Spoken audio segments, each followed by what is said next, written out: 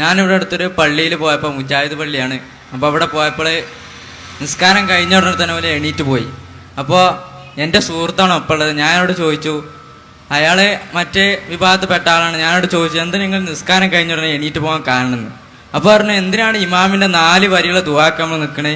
നിസ്കാരത്തിൻ്റെ ശേഷമുള്ള ദുആ എന്ന് പറഞ്ഞാൽ വളരെ ഉത്തരം കിട്ടുന്ന ദുആണ്.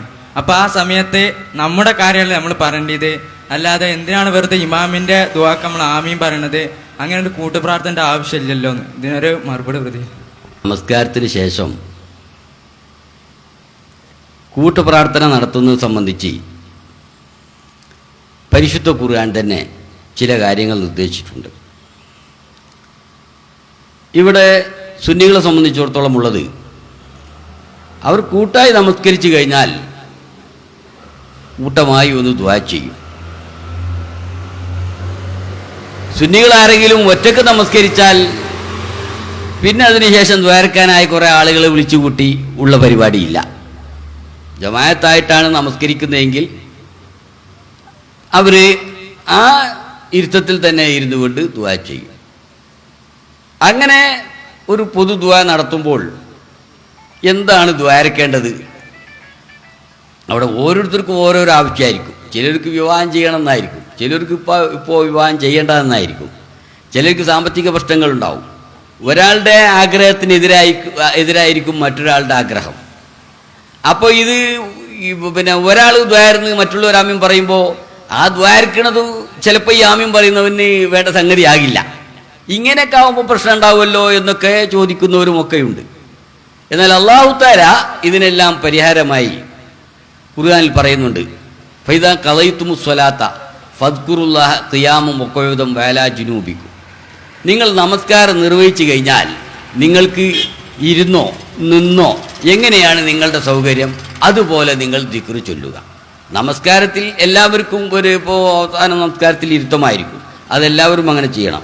എന്നാൽ നമസ്കാരം കഴിഞ്ഞാൽ ചില ആളുകൾക്കൊക്കെ ശാരീരികമോ പ്രയാസങ്ങളും കാലങ്ങട്ട് കയ്യങ്ങട്ട് ഇങ്ങനെയൊക്കെയുള്ള ആരോഗ്യ പ്രശ്നങ്ങളും ഒക്കെ ഉണ്ടെന്നുണ്ടെങ്കിൽ അതൊക്കെ സഹിച്ചിട്ടാണ് നമസ്കാരത്തിൽ ആ തയ്യാത്തിലൊക്കെ ഇരിക്കുക. എന്നാൽ നമസ്കാരം കഴിഞ്ഞാൽ നിങ്ങൾ നിങ്ങളുടെ സൗകര്യപൂർവ്വം നിങ്ങൾ ദിക്ർ ചൊല്ലുക എന്ന് അല്ലാഹു തആല പറയുന്നു. എന്നാൽ ഈ ദിക്ർ എന്ന് പറഞ്ഞാൽ എന്ത്? ദിക്ർ എന്ന് പറഞ്ഞാൽ അള്ളാഹുവിനെ സ്തുതിക്കുന്ന വചനങ്ങളും അള്ളാഹുവോട് ദുആ ചെയ്യുന്ന കാര്യങ്ങളുമെല്ലാം ദിക്റിൻ്റെ പരിധിയിൽ വരും. അത് പരിശുദ്ധ ഖുർആനിലെ മറ്റൊരു സൂക്തം പരിശോധിച്ചാൽ കാണാം, ഫൈദാ ഖളൈതും മനാസികക്കും വദ്കുറുല്ലാഹ കദിക്രിക്കും ആബാക്കും ഔ അശദ്ദ ദിക്റ ഫമിനന്നാസി മൻ യഖൂലു റബ്ബനാ ആതിനാ ഫിദ്ദുനിയ ഹസന വമാ ലഹു ഫിൽ ആഖിറതി മിൻ ഖലാഖ് വമിന്നും മൻ യഖൂലു റബ്ബനാ ആതിനാ ഫിദ്ദുനിയ ഹസന വഫിൽ ആഖിറതി ഹസനത വഖിനാ അദാബന്നാർ. പ്രാർത്ഥിക്കണം. പ്രാർത്ഥനയിൽ ദുനിയാവിൻ്റെ കാര്യം മാത്രം പറയുന്നവരുണ്ടായിരിക്കും, അവർക്ക് ഏറിക്കഴിഞ്ഞാൽ അത് മാത്രമേ ഉണ്ടാവൂ.